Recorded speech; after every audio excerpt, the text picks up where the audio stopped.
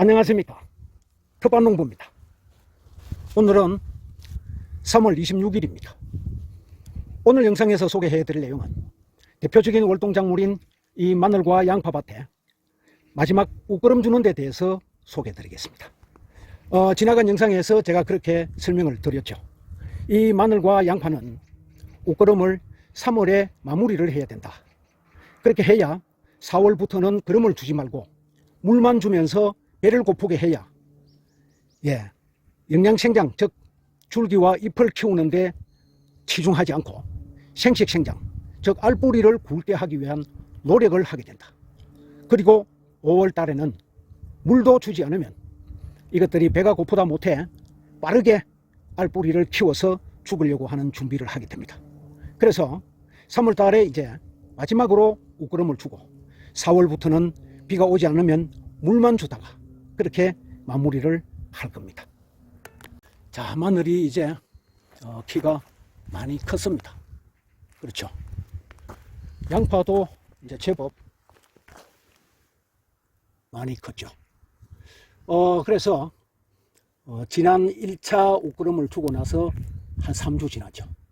이제 마지막 2차이자 마지막 웃거름을 준비를 해 보겠습니다. 자, 이 텃밭농부가 추구하는 순한 농법.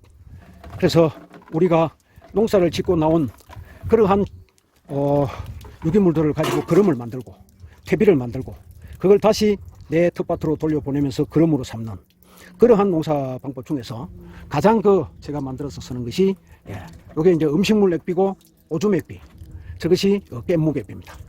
저게 이제 생선 액비고 이게 잿물 액비, 그리고 이게 칼슘 액비. 그러면 오늘은 이렇게 세 가지를 쓸 겁니다. 자, 일단 물을 절반으로 먼저 받을게요.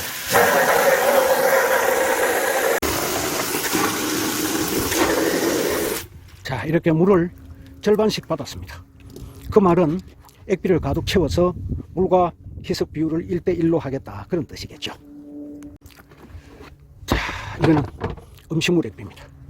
우리가 먹고 남은 거, 요리하기 전에 나오는 거, 시도 때도 없이 나오는 이 음식물 찌꺼기, 이걸 통에 담아서 이 식물을 투입해 놓으면 지금 허옇게 보이죠. 이게 바로 방선균입니다. 이 방선균은 이렇게 공기하고 접하는 부분에서 이제 허옇게 사람 눈에 보이는데 물 속에도 있어요. 이 방선균은 미생물들 중에서 유해한 미생물, 해가 되는 미생물들을 다 잡아먹습니다. 이렇게 이제 모기장 같은 거 이런 걸 탁 하면 걸러서 퍼기가 좋거든요. 아주 좋은 거름이 됩니다. 옛날에 우리 조상들이 사용하던 부엌 앞에 놔뒀던 구죽물통 있잖아요.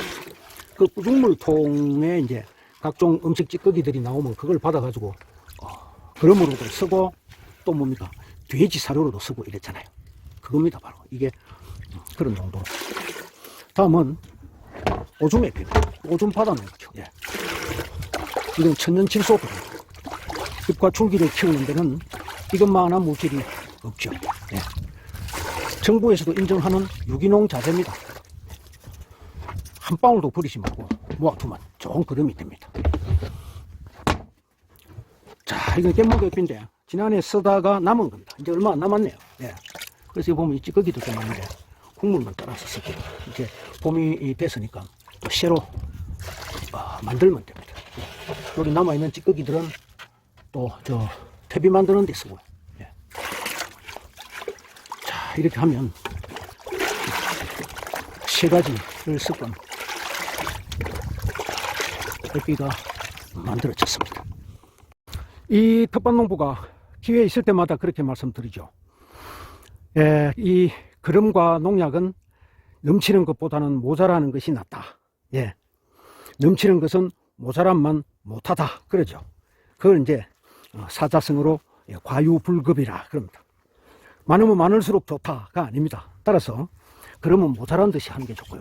이 양파나 마늘은 질소 거름이 너무 많으면 연약해지고 앞으로 다가올 이 따뜻한 봄에 비가 좀 내리거나 그러면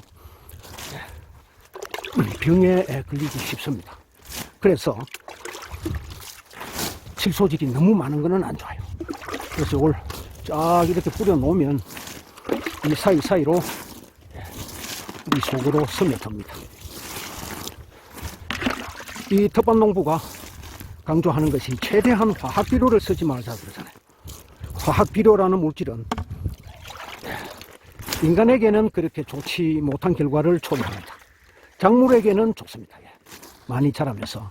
그러나 거기에서 이제 발생되는 그러한 질산성 질소가 인체에 유해하기 때문에 가급적 쓰지 말자고 제가 자꾸 강조를 하는 겁니다. 그 나만의 얘기가 아니고 전 세계적으로 연구하는 사람들이 공통된 의견이고 거의 공론화되어 있는 이론이죠. 그래서 최대한 화학비료 안 쓰면서도 얼마든지 건강한 먹거리를 내 손으로 자신 있게 키울 수 있기 때문에 제가 권장드리는 겁니다. 대책도 없이 그럼 비료 안 쓰면 뭘로 키울 거냐? 이런 액비료 쓰세요. 시도 때도 없이 나오는 미생물질 거기 버리지 마시고 통에 모아서 그릇 만들고 값싼 깻묵 그것 좀 몇 덩어리 사와서 액비 만들고 하루에 성인 한 사람이 2리터씩 내놓는 오줌 그거 버리지 말고 잘 모아서 그거는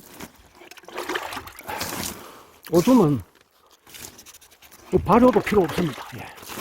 나올 때 이제 인간의 그 장기를 통과하면서 감염이 되지 않도록 하기 위해서 요산이라는 물질이 섞여 나옵니다. 그래서 그 요산이라는 물질이 처음에 섞여 나오기 때문에 한 2주간 이렇게 모아 놓으면 요산이 순화되면서 그때부터는 작물에 사용이 가능하고요. 천년 그름 중에서 질소 그름으로는 최고입니다. 자, 이렇게 해서 총 3마를 이제 넣었습니다. 그러면 물을 뿌려볼게요.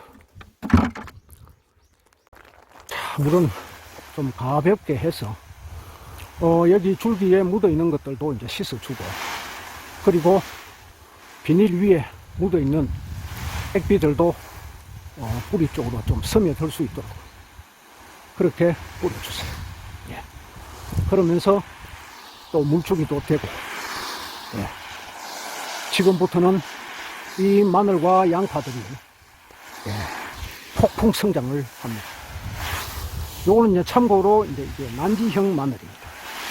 아직도 그 난지형과 한지형 마늘에 구분 못하는 그런 이제 초보 농사꾼들께서는 한지형 마늘을 심어 놓고 왜 우리 마늘은 이제 잎이 조금 자랐는데 그렇게 생각하시는 분들이 계시는데, 한지형 마늘은 겨울 동안에 뿌리만 내리고 싹을 조금만 틔워놓은 상태에서 물동을 하죠. 그러고 나서 이제 겨울이 끝나면 3월부터 이제 싹이 빨리 크면서 쑥쑥 자랍니다. 그래도 이제 이 난지형 마늘은 한 20cm 정도 잎이 자란 상태에서 겨울을 맞이하죠. 그러다 보니까 크기의 차이가 납니다. 그리고 수확하는 시점도 한 달 정도 차이가 나죠. 이 난지형 마늘은 5월 말, 늦어도 6월 초에는 수확을 합니다. 그러나 한지형 마늘은 6월 말이 돼야 되죠.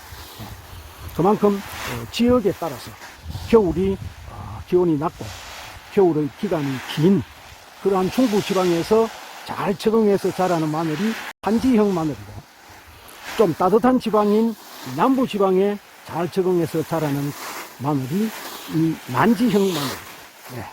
그런 차이가 있으니까 그걸 감안해서 맞추어서 농사를 지으면 좋은 결과가 있을 겁니다. 자, 그러면 올해 마늘 양파 농사의 옷걸음은 이제 마지막입니다. 지금부터 지금 넣어놓은 이 거름도 한 2주 정도는 충분히 이 마늘과 양파가 먹고 자랄 거예요. 그래서 성장은 거의 한 4월 한 초순 되면은 성장은 이제 멈춥니다. 그러면서 알뿌리를 굵게 해주기 위한 성장들을 할 거예요. 그때에 그게 이제 알뿌리를 굵게 만드는 성장을 우리가 이제 성장을 구분해서 생식 성장이라고 그래요. 근데 계속적으로 나는 마늘과 그 양파의 굵기를 키워보고 싶은 욕심에 계속해서 그름을 두면, 칠소 그름, 뭐 칠소, 인산, 칼륨 마찬가지인데, 그러한 그 그름들을 계속 주면 어떤 현상이 생기느냐면, 대궁이만 굵직하고 입만 시퍼러면서 뽑아보면은 마늘은 없습니다. 알뿌리가 없어요. 왜? 영양생장, 즉 잎과 줄기만 키우려고 하는 노력을 지속적으로 하기 때문에 그렇습니다. 그래서 4월 한 달부터는 물만 주고 굶겨야 됩니다. 5월은 완전히 굶겨야 됩니다. 마지막 말라서 비틀어서 죽을 때까지. 이것이 마늘과 양파를 키우는 마지막 단계의 요점 정리입니다.